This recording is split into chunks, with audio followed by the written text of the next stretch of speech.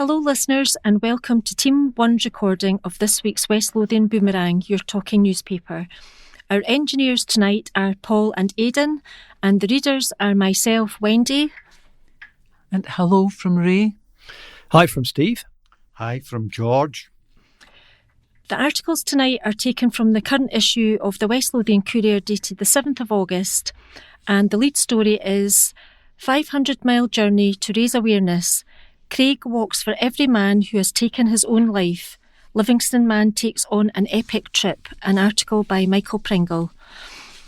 A West Lothian man who attempted to take his own life after his own world fell apart is currently walking from Essex to Edinburgh to raise suicide prevention and mental health awareness. About 13 years ago, Craig Green found himself in the depths of despair when he split with his partner and lost his family, job and his home all in a short space of time. The 43-year-old dad of 3 from Dedridge in Livingston decided that he didn't want to live any longer and tried to take his own life. However, an alert shopkeeper spotted signs that Craig was struggling and helped save his life.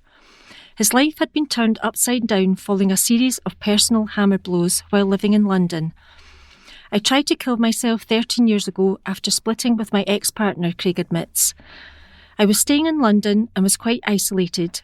I didn't really have any pals or got any help from anyone. I didn't speak out to anyone and that was the problem. In the space of about 10 days, I lost my partner and the kids, my job, my house, and I was living in a bedsit in Stoke Newington. After the split, my parents came down to visit me, but it was after they went away. I planned my suicide over a couple of days and went into a shop where I was a regular, and the guy kind of sussed that something was going on and followed me home without me knowing. Next thing I knew, I woke up in the hospital. The guy from the shop had phoned the police and an ambulance and they managed to get me in time. So yeah, I did try and end my life. I was 30 at the time and my youngest daughter was only a year old. Craig, who now lives in Essex, decided to take a step for each male suicide statistic and walk home to his mum's house in Livingston. He said, I live in Brentwood and was sitting in the house about a month ago and I read a statistic that said more than 700,000 men die each year from suicide. I wondered where that many steps would take me, and one of the locations on the list was Edinburgh. So I got it in my head I would walk it during the summer. I don't usually walk, so it's been tough. I'm quite a fat guy, but I'm not unfit. A couple of weeks before I started, I was doing about 7 or 8 miles a day. I do play a lot of golf. I set off on July the 24th. I'm coming up the east coast and will travel up through Hull, Newcastle, Berwick, Dunbar, Haddington and Balerno. So I'm not actually going through Edinburgh, I'll be on the outskirts. It's over 500 miles, the journey I'm doing. The first 2 days I went from Brentwood to Cambridge, but I pushed myself a bit too hard and my feet started getting sore. I'm wearing walking boots, but might be better with a pair of trainers. I'm trying to do about 20 miles a day, but I don't have a set day for arriving. I work as a chef in school in my local area, so I have the summer holidays off, and we just broke up on July the 22nd. I have a trip to Belgium planned with my missus next month, so I need to be back for that. Craig's Walk is also raising funds for 2 mental health charities, Mind and Men and Their Emotions. Men's mental health is quite a big thing just now, Craig continued. Men and Their Emotions was started by the comedian Daniel O'Reilly as a Facebook group. I've been a member of it since it started. There's a lot of men out there who need help. The Livingston man is camping in a tent most nights with an occasional stay at B&Bs on the route north. I've not been a great person in the past, and like a lot of people, I did a lot of stupid things when I was younger, Craig admitted. I just want to do something that I can be proud of and leave a mark. Craig's online fundraiser can be found at www.gofundme.com/f/I'm-walking-from-Brentwood-to-Edinburgh ? Result success rate on the rise as hard work pays off, by Michael Pringle. The anxious wait for high school pupils in West Lothian was over as they received their exam results on Tuesday. Pupils have had the opportunity to undertake a wide range of courses either in their own schools or in conjunction with partners through the West Lothian campus and at West Lothian College. Young people across the local authority area were rewarded for their hard work as Scottish Qualifications Authority (SQA) National Qualification and Awards results were received on August the 5th. Early indications show that the results from senior pupils attending West Lothian's 11 secondary schools have continued to improve across a number of key indicators on the Scottish Credit and Qualifications Framework, SCQF.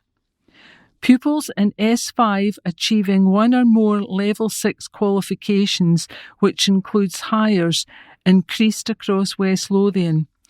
Both the number of S5 and S6 pupils achieving 5 or more Level 6 qualifications, such as Highers, also saw rises this year.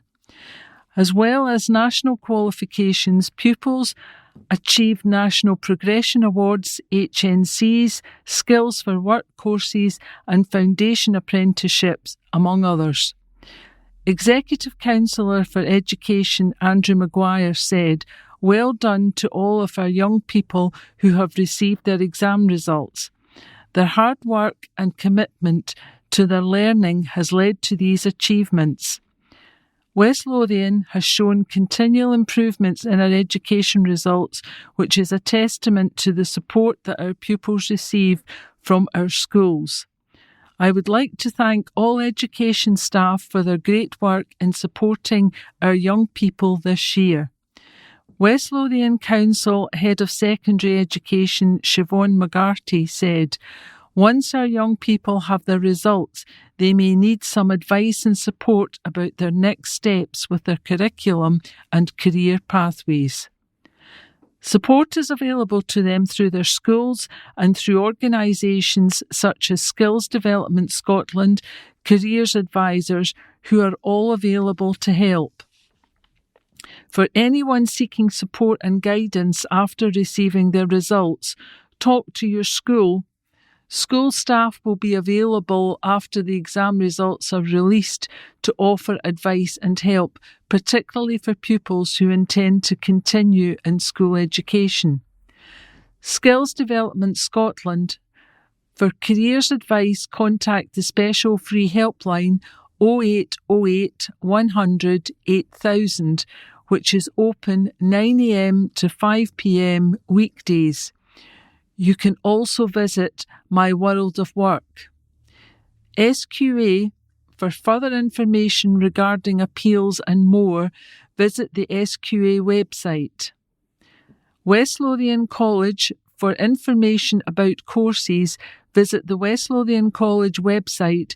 Contact the admissions office on 01506 427 605 or email inquiries at west-lothian.ac.uk. Universities and College Admissions Service, UCAS.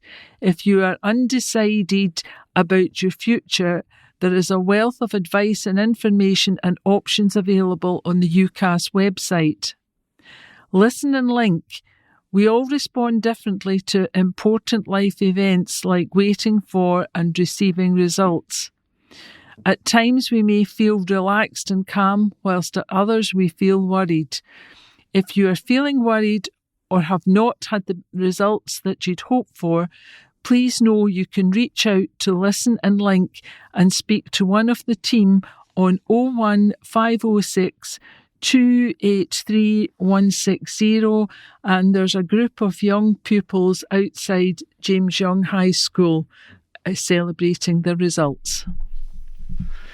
Yeehaw for a Saddle-Up Saloon hoedown. Gordon and Angie in the saddle for a hoedown. This is an article by Michael Pringle. A big-hearted Bathgate couple who threw a shindig in the garden of their home raised over £2,750 for Marie Curie cancer care. Angie and Gordon Rayburn, who live in the town's Mill Road, know only too well how cancer can affect anyone at any time. Angie, 60, recovered from bowel cancer 12 years ago. And recently a much-loved neighbour of theirs, Ian Bainham, passed away after a period of illness. The couple's garden was transformed into the Saddle Up Saloon, complete with swing doors for last week's hoedown. It's the fourth charity fundraising day they've held in their home since Angie's illness. Unbeknownst to Angie, at the time, her niece put her name forward for a mention in the Scottish Parliament a few years ago in recognition of her fundraising efforts. They were encouraged to go for the Wild West theme this year, around by their two daughters, who are aged 34 and 30. Angie said, "My neighbour Ian just passed away and was only buried 6 weeks ago. We held it in our garden last Saturday. It's our fourth one in 12 years. I had bowel cancer, and it's kind of inspired us to have our first one. We had around 80 people here and raised a total of £2,761 in one afternoon. It was an amazing amount. The only things out with the afternoon were raffle tickets, which we sold at work, but everything else was raised in-house in the garden. It was a Western theme, which came from my daughters, as it's part of a big thing with the young pop stars now.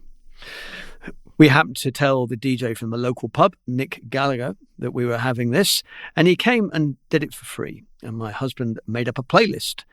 Nick also did the quiz. He's a fabulous man. The only thing he asked for was some flavoured tea bags, and we didn't have any, so I'm going to take some up to his quiz night at the pub. Gordon, 62, added, "When our neighbour Ian had his cancer and was dying, the Marie Curie nurses came in to care for him and comfort him. So that's why we chose to have them." The couple thanked local businesses, Present Time, Niche, Balkall Butchers and the Bayleaf Indian Restaurant for their kind donations and support. And some nice pictures here of the celebrations in the garden with the saloons, swing doors at the hoedown. Our next article is by Michael Pringle and it's about a shop in West Lothian.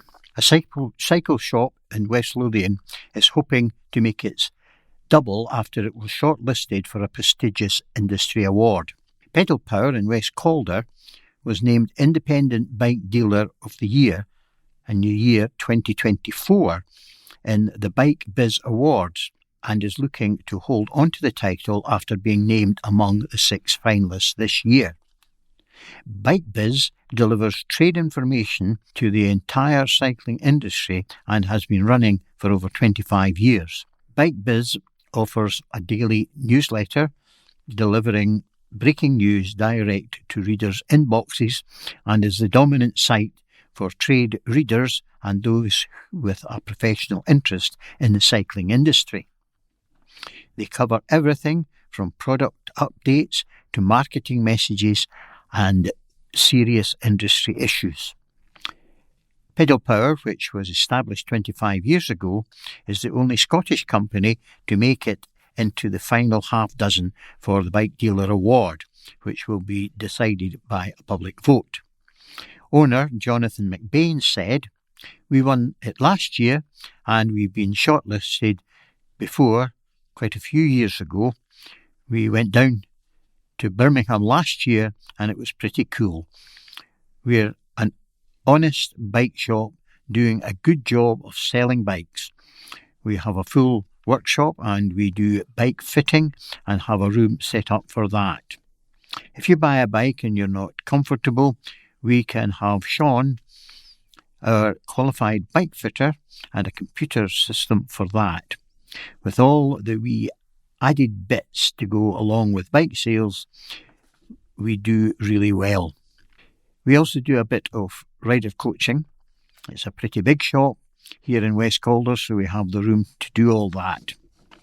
Some people might see us as a bit more elitist or expensive, but we are the same price as places like Halfords for a lot of things, and we provide a much more personal service. Everyone who works here is a cyclist or is interested in bikes. We do a lot of good things and through the years have supported a lot of riders and we've sponsored a lot of events. So that's helped to keep our profile up. The award winner is decided by the public and trade suppliers. So it's amazing to be shortlisted again. I don't think anyone has won it 2 years on the trot.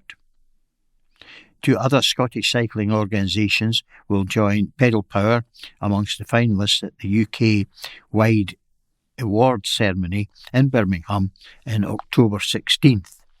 Conor Mooney of Kearney Cycles in Newmains Wishaw is a finalist with the Bike Mechanic of the Year category, and FEL Scotland, an environmental charity based in Forth Valley, has been shortlisted for the Cycle Advocacy Award, in which the winner will be chosen by the judges. And you can vote for Pedal Power at https://bikebizawards.com/vote.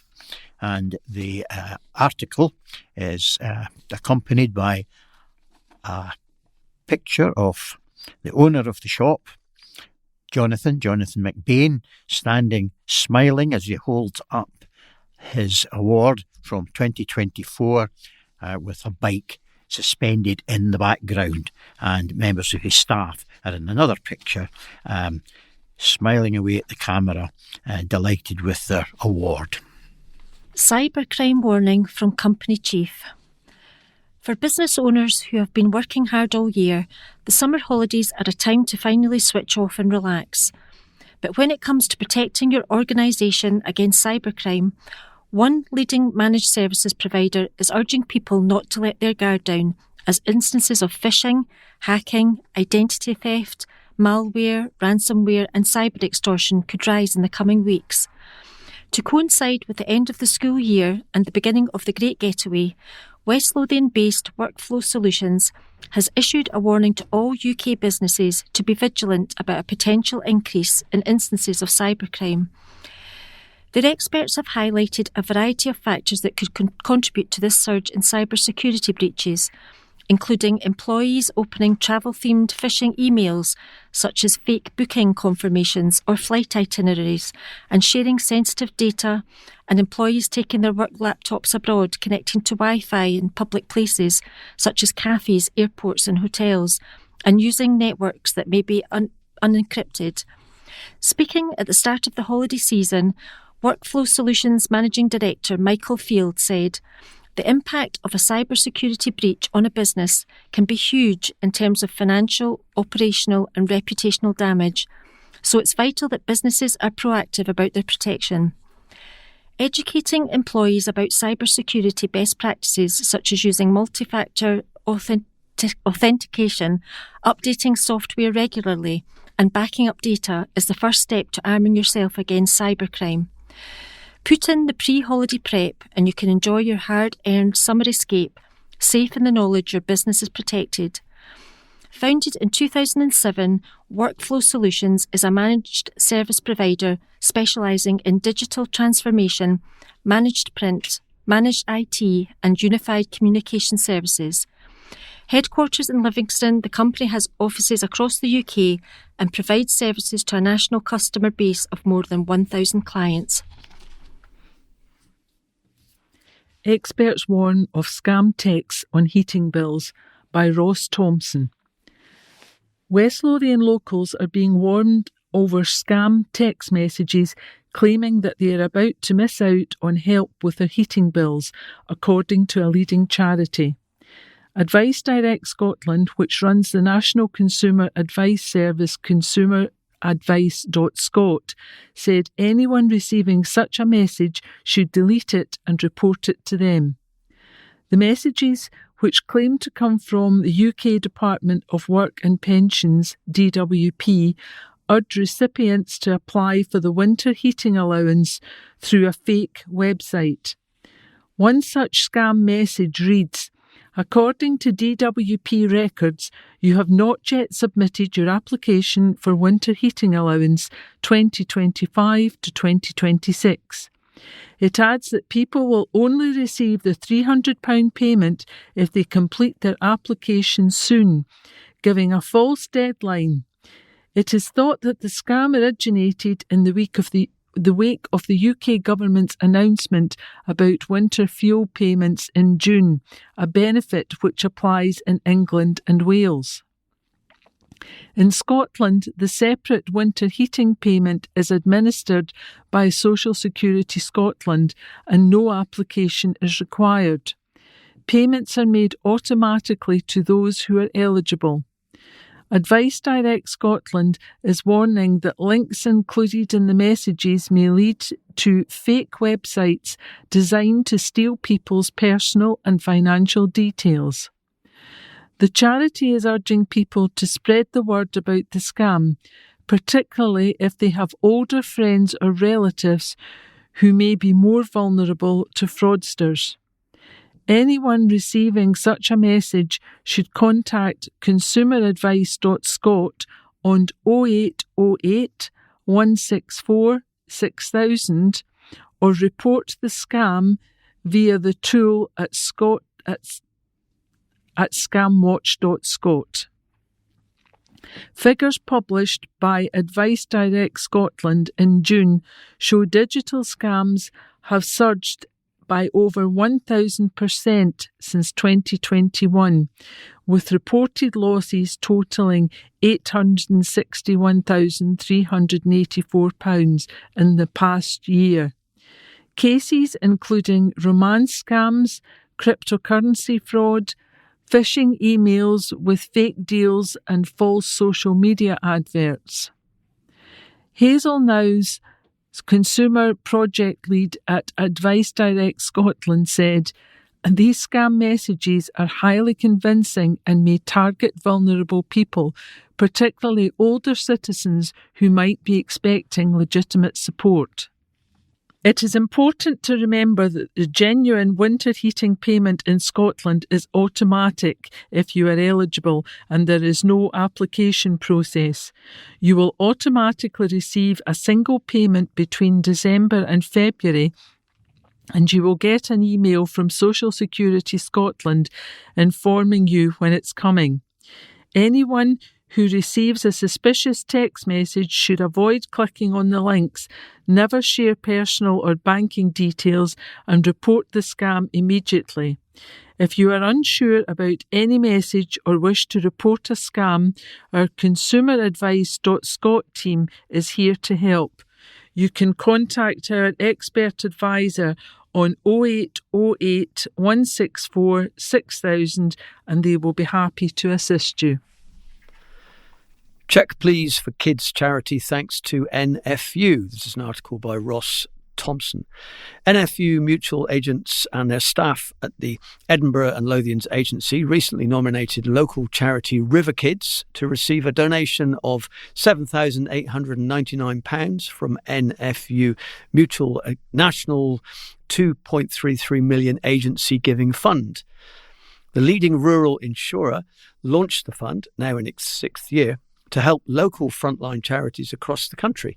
The agency giving fund forms part of NFU Mutual's £4 million funding pledge for both local and national charities in 2025 to support frontline services in rural communities. River Kids was nominated by Edinburgh and Lothian's local agency to benefit from the fund in recognition of the vital work they do to support disadvantaged children across West Lothian. This donation will help River Kids provide small grants to children identified by West Lothian Council's social and health partnerships, supporting young people affected by domestic or sexual abuse, homelessness or poverty. It will allow these children to participate in extracurricular activities such as gymnastics, football, dance and Girl Guides, as well as school camps and trips. River Kids aims to raise £10,000 this year for these grants. With the help of the NFU Mutual donation, they're now on track to meet that goal. Stephen Newman, charity manager at River Kids, said, "We're incredibly thankful to the Edinburgh and Lothian's agency of NFU Mutual for nominating River Kids to receive this generous donation through the NFU Mutual Agency Giving Fund. This support has made a real and lasting difference to the lives of children and families across West Lothian. The funding has enabled us to provide small grants that open up opportunities for young people who are facing challenging circumstances, giving them a chance to take part in activities that boost their confidence and help them feel included. We're proud that the impact we've made and support this plays a crucial role in helping us continue that work. Scott Carruthers, senior partner at NFU Mutual Edinburgh and the Lothians Agency, added, "We're incredibly proud to have nominated River Kids for this donation, especially as the nomination came from our own team, who see firsthand the impact the charity has locally. The aim of NFU Mutual's Agency Giving Fund is to back local frontline charities delivering essential services, and our agency felt River Kids was a truly deserving cause to support. Over the past year, River Kids has supported more than 4,000 children through the provision of clothing and furniture, Christmas gifts via the Lothian Toy Appeal, and a total of 40,000 awarded to 20 schools for projects supporting children living in poverty." And there's a picture there of the River Kids receiving their cheque. Club's ground is damaged by young vandals. An article by Jacob Farr. A West Lothian junior football team has been left reeling after their grounds were once again damaged by thoughtless vandals. Armadale Thistle Club Secretary Scott Watson spoke with Edinburgh Live to express his frustration at the situation, which is leaving the club thousands out of pocket. Those at the club have had to cough up around £2,000 to repair a tractor 2 years ago, and the latest act of vandalism at the Volunteer Park is now said to cost the club a further £1,000. What frustrates Scott the most is that he argues Thistle are one of the few community hubs left in the village, with members of the club working tirelessly to try and provide facilities for youths in the area. It seems to be one of these summers where the youths go nuts, Scott said. We got porta cabins at the back of the stadium, and the windows in the interiors have been smashed to bits. It was just about a constant. They climbed over the walls and caused the havoc. There is nothing for them to do around here for them. The baths were closed recently and has just led to them smashing the place up. What we don't realise is we are working and trying to do something for them. We try to help the community as best we can, but then a couple of morons waste it for everyone. It's mindless.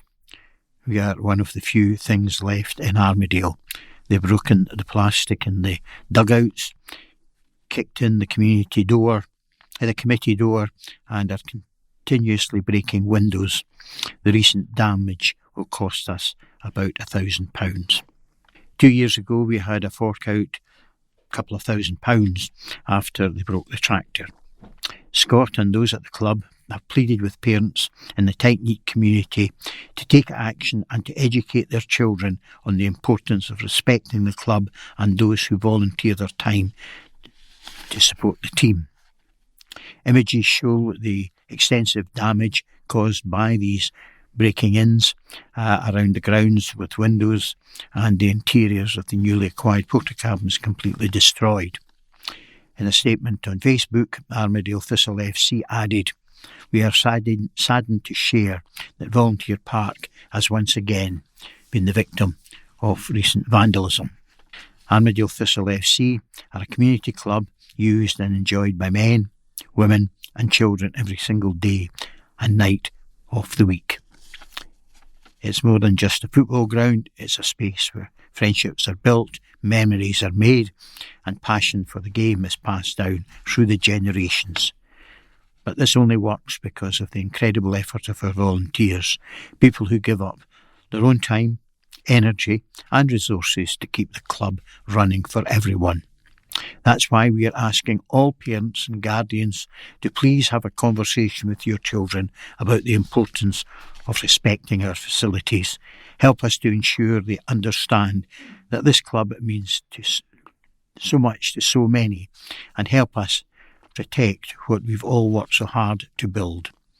We are aware that vandalism and other grounds across Scotland seems to be happening regularly. It's a big concern. Unfortunately, this is a number of times that it's happened at Volunteer Park. Thank you for your support. And the article is supported by 2 pictures. One, a very attractive picture of the grounds, looking out over the goalmouth and looking down towards the stand. Everything looks great, everything looks wonderful. And then there's a picture that was taken inside one of the porter cabins, and it is really a shame at the mess that's been made and the destruction that's taken place. Dario still suffering after crash, an article by Ben Borland. Dario Franchitti has revealed that he is still unable to walk properly when he first wakes up in the morning as a result of the high-speed accident that ended his career. The West Lothian racing driver made headlines around the world after his horror IndyCar smash at the Houston Grand Prix in 2013. He fractured his spine, broke his ankle and suffered a concussion thanks to hitting the wall and flying into the safety fence at over 100 miles per hour. It was the last time the 4-time series champion and 3-time winner of the famous Indianapolis 500 competed competitively. And the Bathgate-born ace admits that his life is still affected 12 years on from the shocking incident. I don't remember anything about it, he told the Fueling Around podcast. The last thing I remember is my friend Albert and his wife Hillary's wedding 3 weeks before. It's still a block. There's tiny little bits that have come back from the day. I was in the pickup truck ready to do the parade lap, and the driver shut the window on my hand and my fingers were in the bloody door. I remember the little earpieces that you wear that have got G-sensors in them to measure how hard you hit your head if you crash. They had come disconnected and it was hitting me in the armpit and it was annoying me in the car. About a week later, I remember flying to Indianapolis on a wee hospital plane, but the best part of a month has just gone. I don't like to watch my accidents. I think I had actually retired before I watched the 2013 one. I was watching a documentary that they wanted me to proof and make sure it was all true. I saw the shunt and it made me go, oh Jesus, and of course you go hang on and then you wind it back and start watching and you can see the suspension of Takuma Sato's car brake and all that stuff, but it was so long ago. It's funny, I think about it every morning. When I try and get up and I try to start walking in the morning because the right ankle is all metal, I have to do a bit of a shuffle until everything gets warmed up. So I do think about it, but I'm massively grateful every day because I've lost some great friends in this sport. It's definitely a double-edged sword. The 52-year-old joined old friend and fellow motorsport legend Jason Plato, one of the podcast's co-hosts, to chat about a range of motorsport and motoring topics during the near 1 hour episode. He spoke about his admiration for the Isle of Man TT competitors and touched on his mental struggles after another major accident at Homestead, Miami in 2000. I've always had a healthy respect for what we did, he added on the award-winning show. I was a bit more risk-adverse when I was younger. The shunt in 2000, I broke my pelvis and I mashed my brain up. That one took longer to get over. In fact, I still suffer from the side effects of that one today. That one was probably the hardest one to get over, the fear of getting back in the car. Because my brain wasn't working at full strength anymore, I couldn't process the fear. As time went by, I just became less risk-adverse and I was able to shut it out. Jackie Stewart would call it mind management, and I became prepared to risk more than I ever thought I would. That crash was a cracker. After the crash on the final lap of the Grand Prix at NRG Park in Houston in October 2013, Franchitti moved back home to Scotland to concentrate on his recovery. He had divorced from first wife Ashley Judd earlier in the year, although the couple remain good friends. He has since married hedge fund executive Eleanor, and they now have 2 children together. Doctors have cleared him to compete in amateur classic car events, and he has also worked as a racing commentator and a TV presenter. Pupils' chance to quiz MP on current issues. 2 West Lothian High School pupils took part in a special Q&A session with Gregor Poynton MP following their application to the new Robin Cook internship scheme.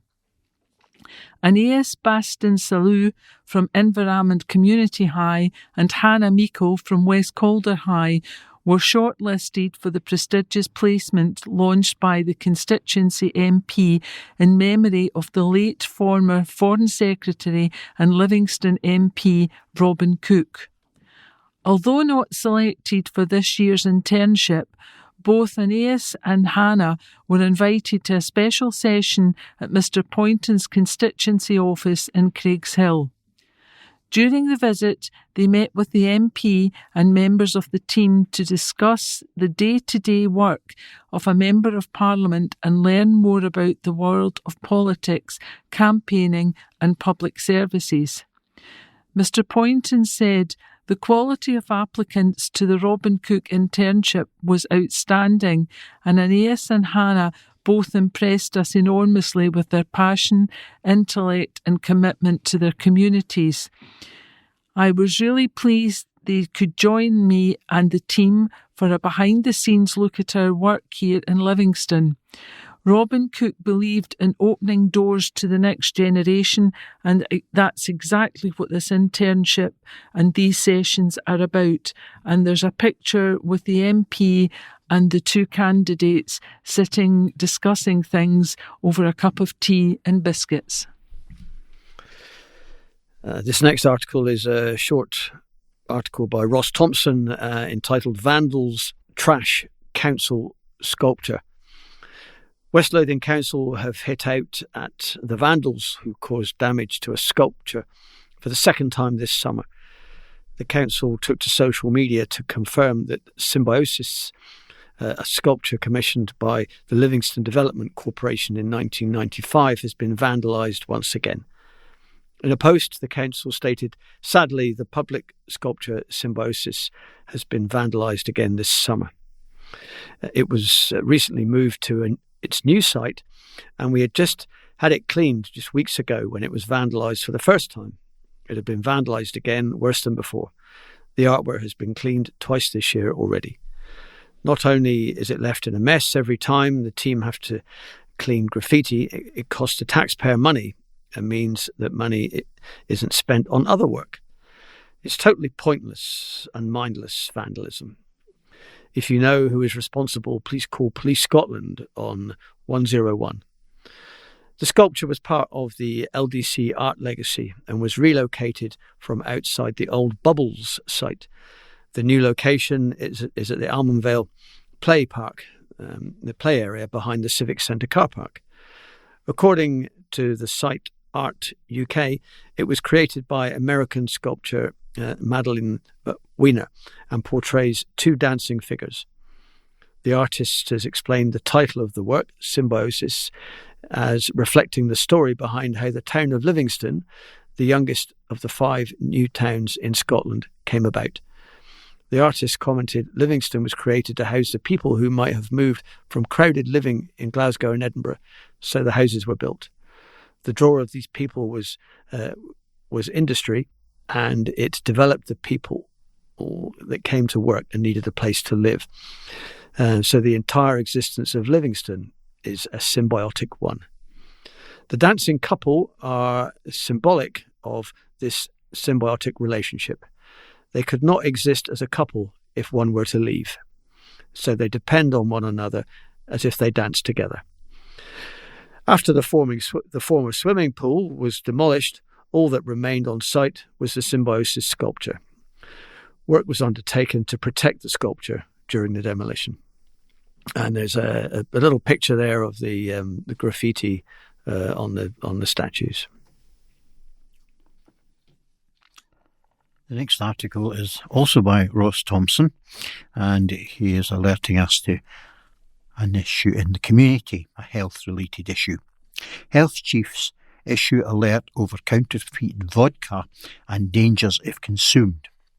A public health warning has been issued by West Lothian Council over counterfeit vodka.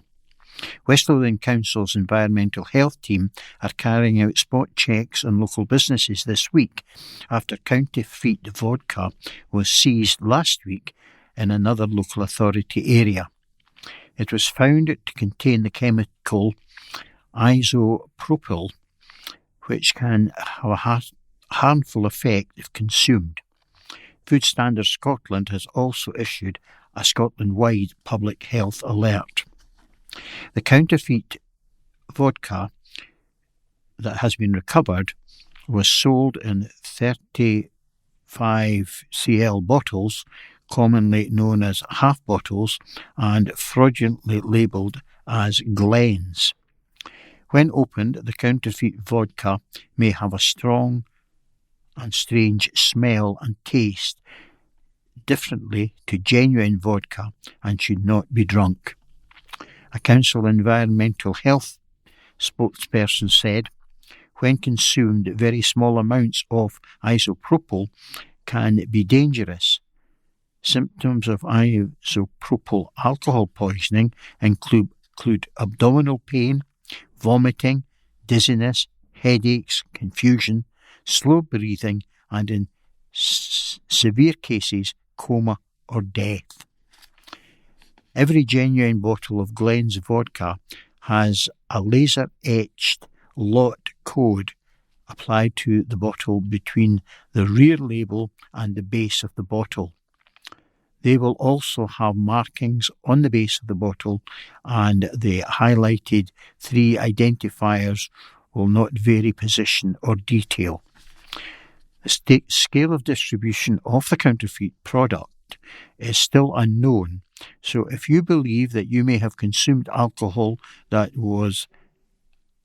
has a strong smell and a very different taste to normal and are showing any of the symptoms described, please contact NHS 24 on 111 immediately. If you have severe symptoms, call 999.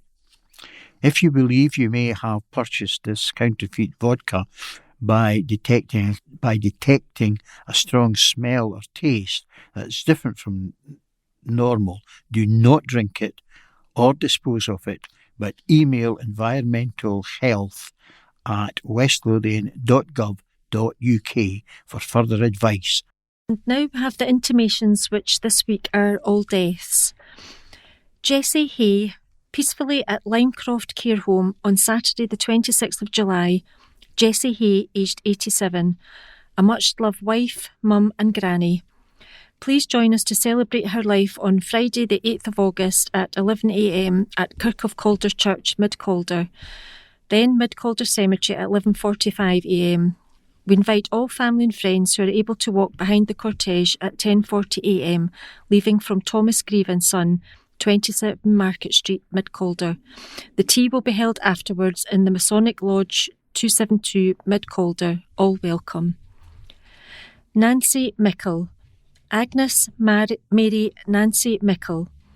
It is with sadness that her family reports the death of their aunt, great-aunt, great-great-aunt, Aunt Nancy, on the 21st of July 2025, at home at the age of 102.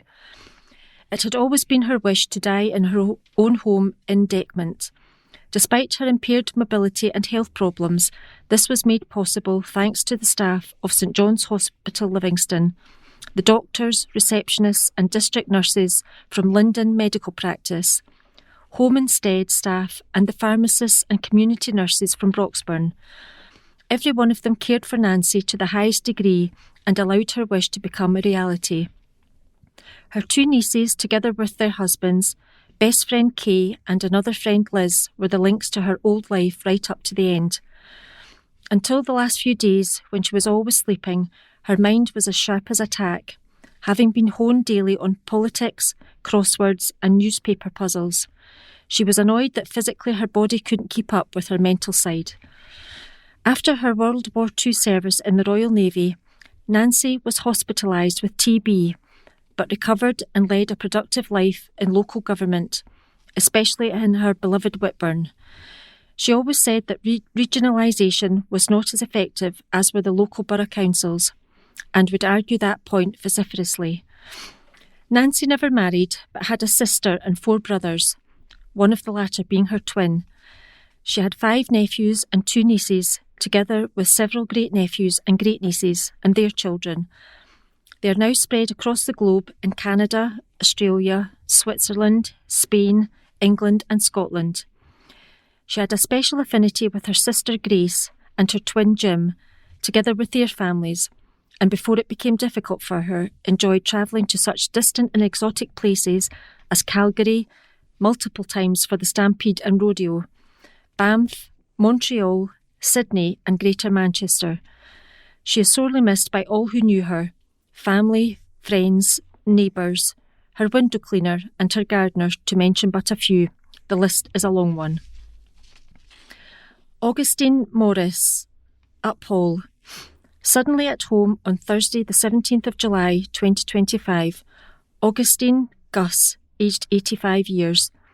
Much loved husband to Margaret, father to Fiona, Linda and Robert, and grandpa to Lara and Martha. A funeral service will be held at Thomas Brown Funeral Home on Friday the 15th of August 2025 at 10 a.m. Refreshments will then follow at the Oat Ridge Hotel, Uphall. And now we'll continue with more local news. Isa and Tam still game for hide-and-seek stunt with the Imaginator in dramatic show. Acclaimed performer and mentalist Fraser puts on a truly jaw-dropping performance. An article by Andrea Lambro. Scotland's answer to Derren Brown wowed still game stars Isa and Tam with a mind-bending hide-and-seek stunt ahead of his Edinburgh Fringe show. Visually impaired albino mentalist Fraser Penman delivered an unforgettable twist on the classic game at the capital's Dynamic Earth this week. The acclaimed East Kilbride performer used an astonishing feat of mind-reading and psychological skill to locate a personal item hidden deep within the centre's tropical rainforest by still game actors Jane McCarry and Mark Cox. The Fringe performer known as Penman, the Imaginator, used the rare art of Hellstronism, or muscle reading, to perform the jaw-dropping stunt. Without sight but with heightened senses, Fraser placed his hand lightly on Jane's shoulder and guided her through Dynamic Earth's immersive galleries. He then homed in on the hidden item, H.G. Wells' novel The Invisible Man, using subtle psychological techniques. Fraser made a final connection with the popular TV actors before pinpointing the exact hiding place of the novel, secretly hidden beneath the rainforest canopy. In a dramatic finale, Fraser unveiled an envelope with a note inside correctly predicting the name of the book, leaving those who witnessed the moment in awe. Blending ancient play, hide-and-seek was first documented by Greek writer Julius Pollux in the 2nd century.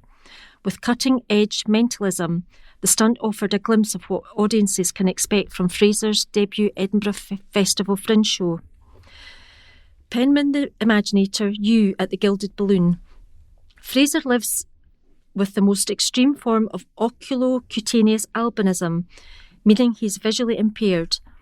His Fringe act fuses mind-reading, hypnosis and comedy, inspired by his journey to transform a childhood coping mechanism into a remarkable skill.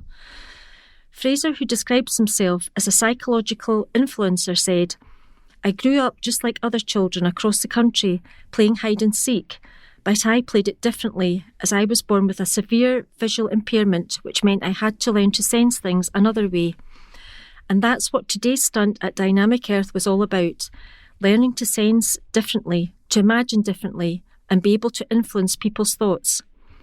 Using a little-known technique called Hellstronism, also known as muscle reading, I didn't just read where Tam and Isa went to in Dynamic Earth, I also gently influenced where they would go before they even knew. By simply touching both their shoulders again and using the same psychological methods, I was able to go deeper into their mind to find the exact spot in the rainforest area where they had hidden the book. With so many different attractions, Dynamic Earth was the ideal venue for a fun game of hide-and-seek with a twist. Today's stunt was a taste of You, my live theatre show premiering at this year's Edinburgh Festival Fringe. A show about breaking beliefs, finding inner superpowers and discovering just how extraordinary your own mind can be. Jane McCarry chose the novel The Invisible Man as the hidden item, as it's very personal to her, having been given to her by her mum in 1941. She said, "I thought choosing the book The Invisible Man was very appropriate for the stunt with Fraser. I've always had a fascination with magic and I want to believe it's real, so it was amazing to be up close and see Fraser in action. I can't imagine for a second how he knew where the item was and then guessed that it was the book that I brought with me." Mark Cox added, "The whole stunt was mind-boggling and baffling. Fraser blew me away with his performance. I have no idea how he managed to find the item and predict in advance what the personal item was. I'm still scratching my head how he did it." Susie Holligan, Visitor, Experience and Events Director at Dynamic Earth, said, "It was a real pleasure to host Fraser for this one-of-a-kind experience. Dynamic Earth is all about inspiring curiosity and encouraging people to see the world differently, and Fraser's incredible skills brought that to life in such a unique way. We're proud to be an official Edinburgh Festival Fringe venue, providing a spectacular setting where science meets storytelling. We're thrilled to have been part of the special event and wish him all the best for a fantastic Fringe debut." Fraser has previously hypnotised pop star Callum Beattie, some of Scotland's top TikTok social media influencers, and renowned Scottish comedian Gary Faulds. With more than 2.5 million views on TikTok, he's determined to change the perception of those with albinism and hopes his Fringe stage show will act as an inspiration for people with the condition. Fraser added, "When I was training to be a primary teacher in my 20s, I was inspired by Derren Brown's storytelling and showmanship. I must have watched a DVD about hypnosis 1,000 times. Once I read a few books and looked into the neuroscience behind it, I realised that I had the ability to hypnotise someone almost instantly. It was like having a superpower. I was blown away. I had a difficult childhood growing up with albinism, so having this gift has allowed me to turn around my life and chase my dreams of one day having my own residency at Vegas." And he went on, "Many people with albinism are confined to the house, wearing dark glasses, but I'm determined to change that perception. I want to inspire others that if you can see it in your imagination, anything's possible, or even when you don't believe in yourself, you can still believe in your dream. After being bullied at school, I was determined to change my mindset, and it ended up saving my life." For the past 6 years, Fraser has been holding down 2 jobs while honing his craft with performances at venues around the UK. His new Fringe show is the first time it will be performed before audiences in Scotland. Fraser will be appearing at the Gilded Balloon from now until August the 24th. And there's a large picture of Fraser with a very astonished and surprised-looking Jane and Mark. Jane holding the Invisible Man book and Mark holding the predictions that Fraser had predicted. Banking on Kids Charity Partnership. The Centre Livingston is delighted to announce its summer charity partnership with the School Bank West Lothian, who provide new or good quality pre-loved uniforms to families facing financial hardship. The partnership is part of the shopping centre's Support in the Community initiative, which is designed to help organisations raise funds and awareness of the outstanding work that is being done to help people in West Lothian. The charity, which has been supported over the years by the Centre Livingston, was founded in 2016 by Kirsten Schemilt. The aim, which continues today, is to help families experience financial hardship by providing them with new and reused school uniforms, PE kits, footwear and other equipment required for the school day, ensuring every child can attend a school with their head held high. The service is accessed by referral, which can be done through various organisations who work with families in the local area, including Women's Aid, Citizens Advice, Bureau, Home Start, the West Lothian Advice Shop, and social workers, housing officers and health visitors. To help with their appeal, the Centre Livingston donated a £100 gift card and a selection of uniforms and essentials in their donation box located next to New Look to ensure as many children as possible in the local community start or return to school with pride and confidence. The drop-off donation box will be in situ until the end of August. New and pre-loved uniforms without school badges, which can be donated to the box, include polo shirts, trousers, skirts, PE kits and jackets. Socks, tights and water bottles, which are new, can also be donated. In addition to donating new and good condition uniforms at the centre, Livingston, the drop-off points are located in various places in West Lothian, including Sainsbury's Livingston, Tesco Bathgate and Muldoon's Barbers in Whitburn. Colette Moran, Project Manager, the School Bank West Lothian, said, "Thank you once again to the Centre Livingston for their ongoing support, which allows us to extend our reach and continue to make a positive impact in the community. Our aim is to help as many families as possible, which partnerships like this one gives us even more opportunity to do, and we are eternally grateful for." Patrick Robertsi, Centre Manager at the Centre Livingston, added, "We are delighted to be supporting the School Bank West Lothian again with their appeal for new and good quality pre-loved uniforms to ensure even more children go back to school with a spring in their step when the new term starts. We would like to thank our shoppers who have already supported the charity by adding to the donations in our drop-off box, and also our retailers too.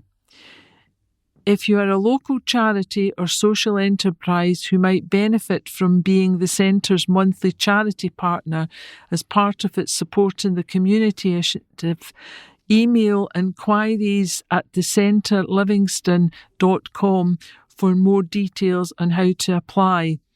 To find out more about the School Bank West Lothian, check out schoolbank-westlothian.org, and there's a lovely picture of two members of the School Bank team in the centre at the donation point holding some rucksacks and trousers and water bottles.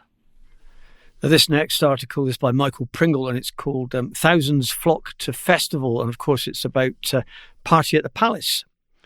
Thousands of party people flocked to West Lothian to enjoy a weekend festival of music and comedy. Party at the Palace was back at Bonnyton Farm in Linlithgow and featured a host of bands and artists over Saturday and Sunday, including Squeeze, Tom Meehan, the Hoosiers, Stereo MCs, Gun and Boney M. The stunning festival site boasts amazing views over Linlithgow Loch and Linlithgow Palace. The festival is also renowned for showcasing emerging local talent, and among those who appeared on the Green Fox Energy Breakthrough stage were Laurie Wright, Echo, Pistol Daisies and very local musician Emily Evans. The Green Fox Energy Breakthrough stage was Scotland's first ever solar-powered stage. The new solar setup supplied sound, lighting and equipment using a combination of solar panels and battery storage. The battery was fully charged with green energy generated in the days before the event. The mix of well-known acts and up-and-coming artists on the stages entertained the crowd, as well as an array of comedy stars, a staple of the festival that's now been running for over a decade since its inception in 2014.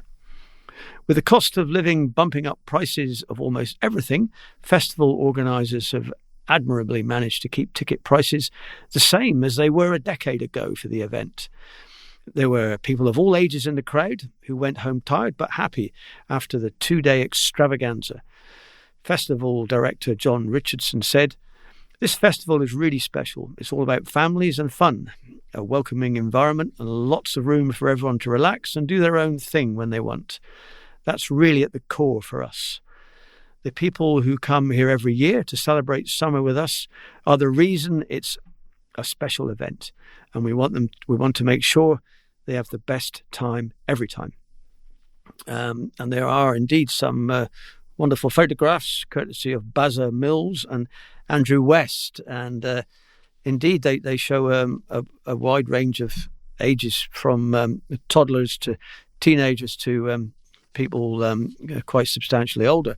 There's no titles on the photographs, but using my superior musical knowledge, I think I can have a stab at them being Squeeze, Stereo MCs, the Hoosiers, and Gun.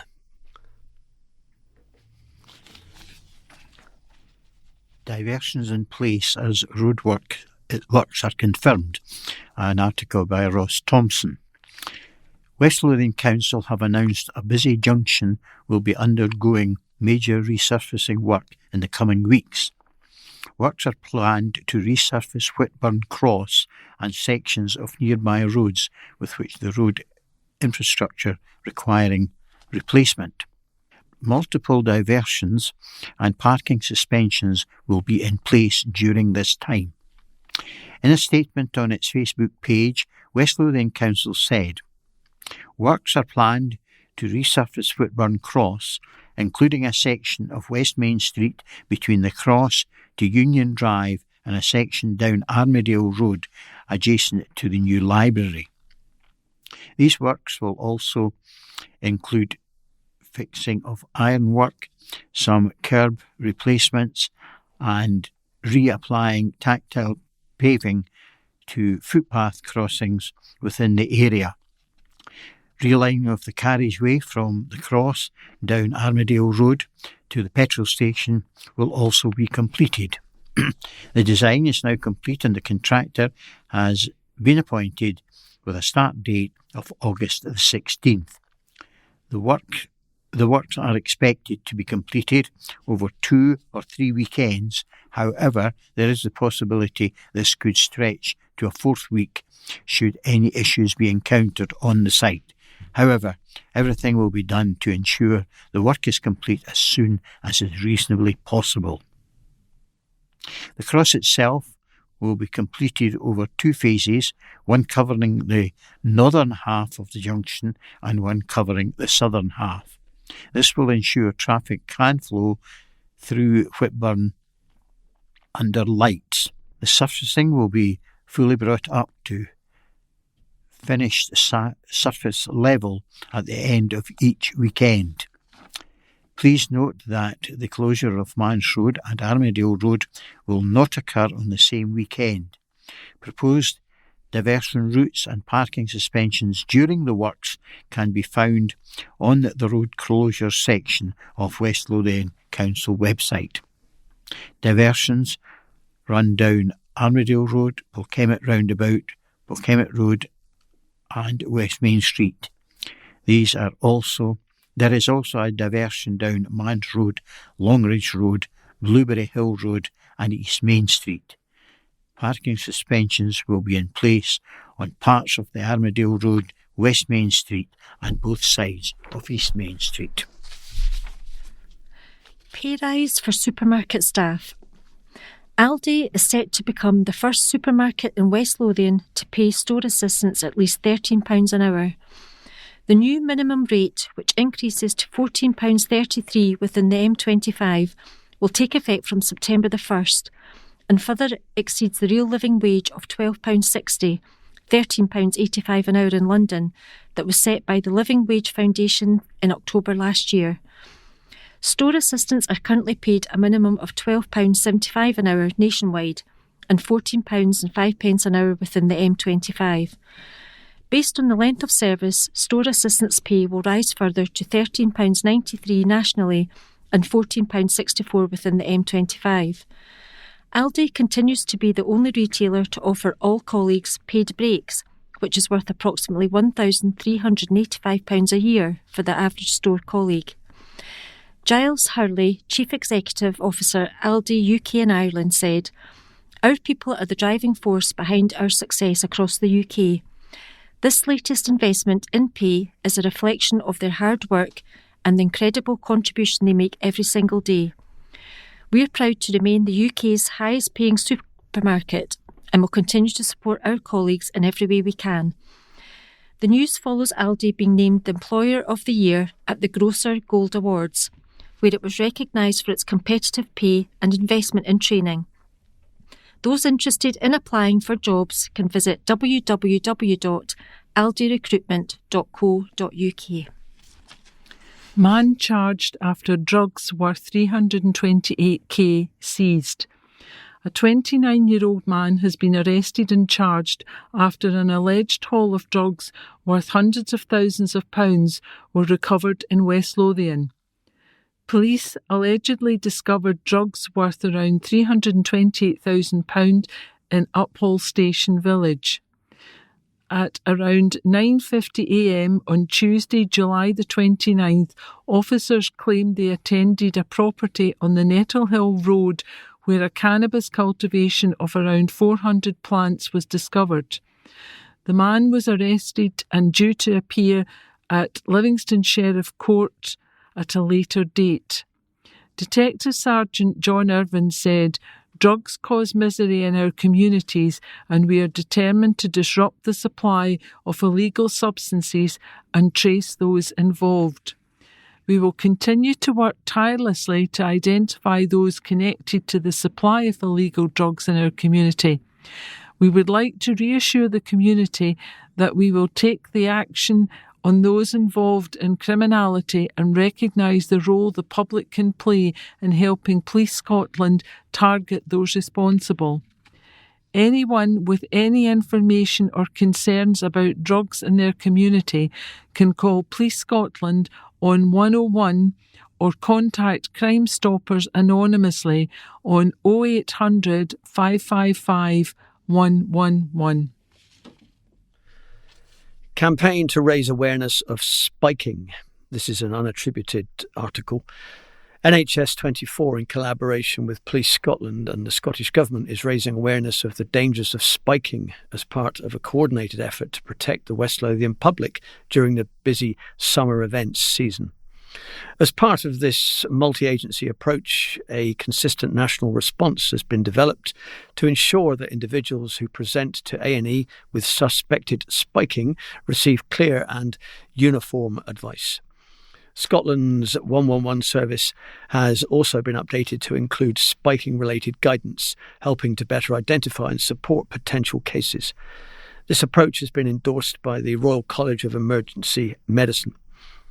Victims and Community Safety Minister Siobhan Brown said, "We are aware of the concern in spiking cases that the link between health professionals and Police Scotland has not always been clear to victims. We are therefore introducing changes to the NHS system which will allow us to record those who present to A&E as potential victims of spiking. This will provide invaluable data on previous unrecorded incidents and will allow us to better understand the extent to which these lead on to formal police reporting. We remain committed to raising awareness of and addressing issues around spiking and urge everyone to remain vigilant and stay safe as they enjoy the summer and festive period. Spiking involves giving someone alcohol or drugs without their consent, often by adding substances to drinks or injecting them. More information can be found at safer.scot/spiking/. The next article is not attributed to any author, and it's entitled Kids Eat Free This Summer. Subway's popular Kids Eat Free deal is back this summer for West Lothian families to tuck into delicious treats. It will run until Sunday, August 17th.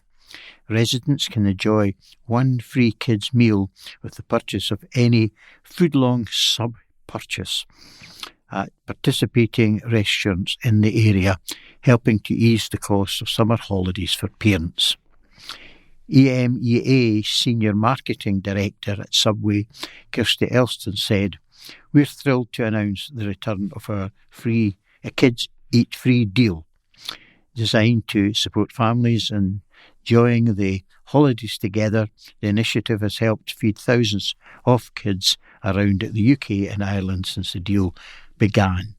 The Little Sub Kids pack, which includes 4-inch mini sub, a snack and a drink, now also features Subway's Fresh Moves characters in the little box alongside with fun activities to keep the kids entertained.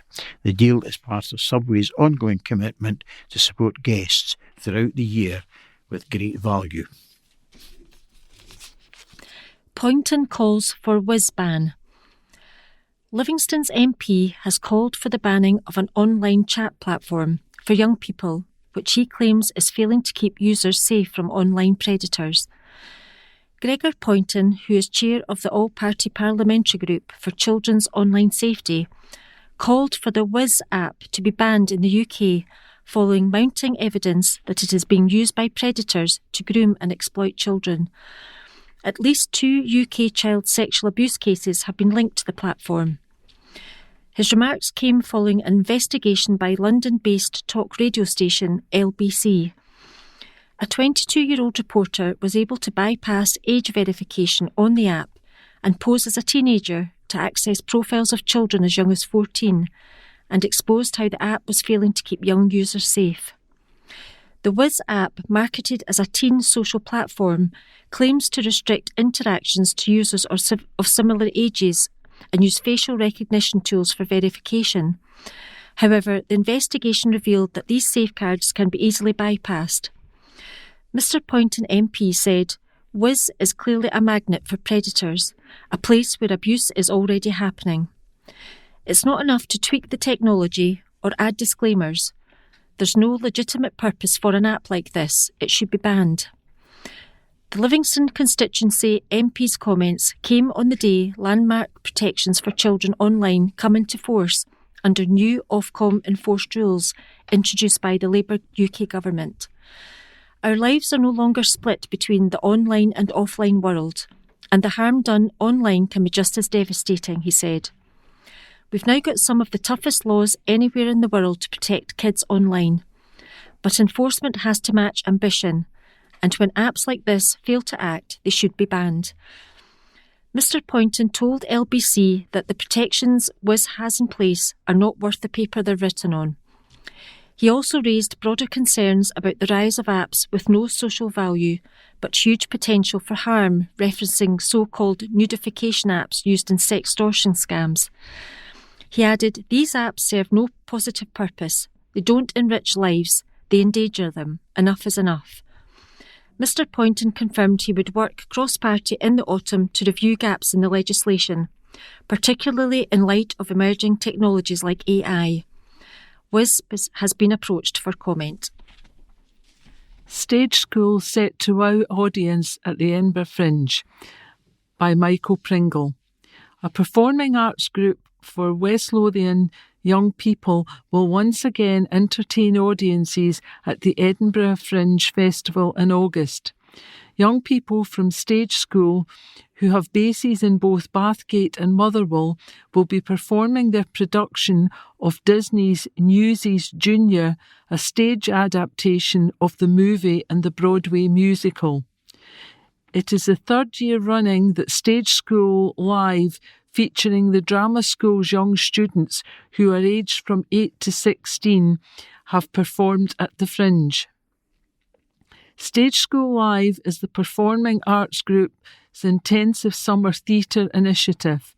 It offers budding stars the opportunity to work with professional directors, choreographers and musical coaches to put on a full-scale production at one of the world's most exciting cultural events. Previous productions have also been Disney stories, with Frozen Junior in 2023 and last year it was Finding Nemo Junior. This year's cast, made up of talented young performers, include 2 exceptional school pupils from West Lothian in lead roles. Armadale Academy pupil Caleb Snedden and Finlay Brown, a pupil at Linlithgow Academy, bring energy, heart and Broadway flair to the high-energy musical based on the true story of the 1899 New York newsboys' strike. Before the Fringe talented young performers from Stage School performed a teenage version of Six, a West End musical about Henry VIII's wives at Southdale Historic Building in Motherwell. Stage School owner Lindsay McGregor said, "We have 2 bases in West Lothian and Motherwell, and we come together over the summer and collaborate. This year we have 2 fantastic productions. For the Fringe production, we merge and have the kids from West Lothian and Lanarkshire working together. They will be performing from now until Saturday. Frozen totally sold out the first year, and we moved to a bigger venue last year. It's amazing for our kids who all come from different backgrounds. We recently had some of them over in Paris in July. Some of them have come back and went straight into rehearsals.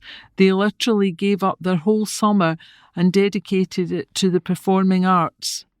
Stage School Live isn't just about putting on a show, it's about giving young people the tools, confidence and stage to tell stories that matter.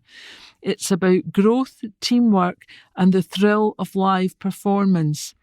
The 60-minute long performance of Disney's Newsies Junior will take place at the Space Grand Theatre at Edinburgh until August the 9th at 9:50 a.m. each day.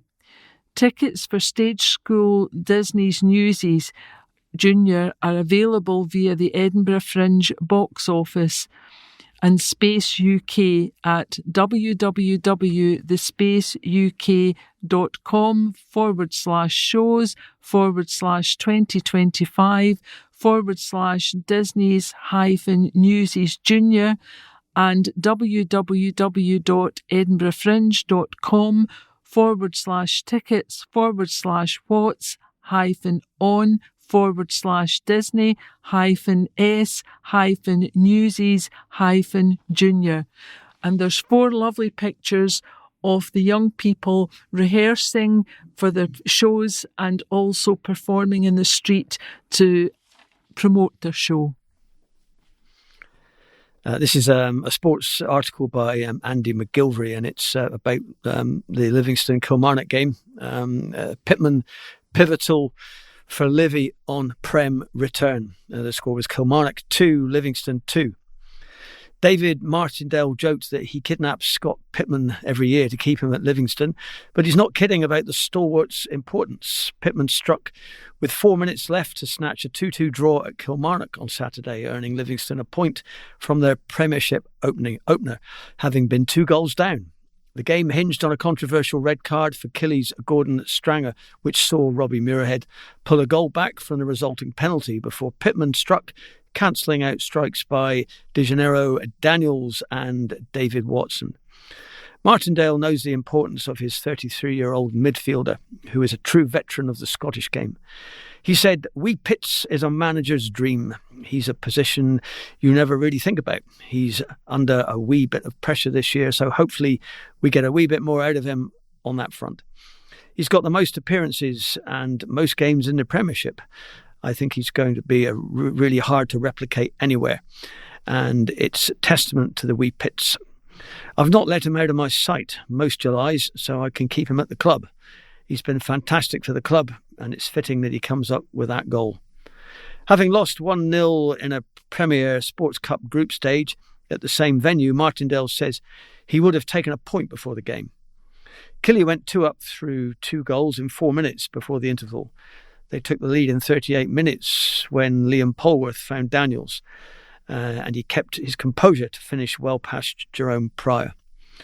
The goal was initially chalked off for offside, but that was overturned by a lengthy VAR check. Pryor could then only scoop Jamie Brandon's cross into the path of Watson, who lashed home. Stranger was then accused of hauling back Muirhead as he steamed into the box, with ref Matthew McDermott sending off the former Ayr and Hamilton defender and pointing to the spot where Muirhead converting. Liam Smith then crossed for Pitman to drive the ball home for his first goal of the season. Martindale said, "I thought it was a red card in real time, but I wasn't sure if it was a wee bit of coming and going with both.